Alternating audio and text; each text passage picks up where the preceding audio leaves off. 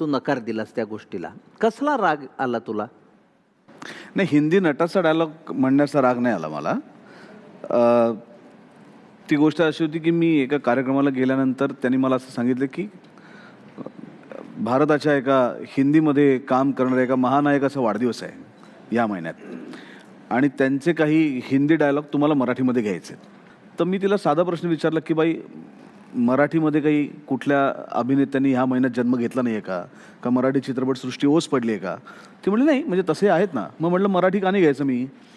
कोणाचं आहे? मी म्हटलं स्वप्नील जोशीचा आहे तर वाढदिवस आता. मी म्हटलं त्याचा मी डायलॉग घेतो. ती म्हटली पाठ आहेत. म्हटलं का पाठ नाही आहेत? पाठ आहेत माझे त्याच्या चित्रपटातले डायलॉग.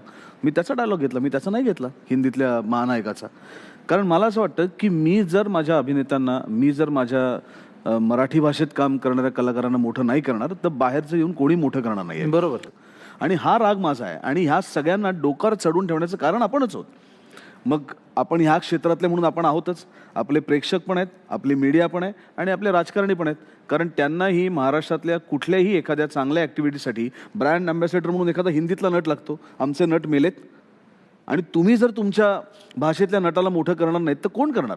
आपले प्रेक्षक म्हणतात we don't watch Marathi films, असं मराठी प्रेक्षक म्हणतात. कारण ते सांगण्यात त्यांना जास्त मोठेपणा वाटतो. खरं. मीडिया सुद्धा विचारते आम्हाला कलाकारांना, सर हिंदीत तुम्ही कधी जाणार का?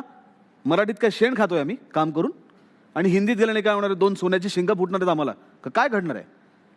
मग हे मराठी मीडियावाले मराठीतल्या कलाकारांना असं विचारतात की तुम्ही हिंदीत कधी जाणार? मग मराठी प्रेक्षक मराठी चित्रपटाला येतच नाही, तो हिंदीलाच जातो. आम्ही आपले भीक मागतोय सरकारकडे, मग थिएटर द्या, प्रेक्षकांकडे तुम्ही थिएटरला या. हे किती दिवस चालू राहणार?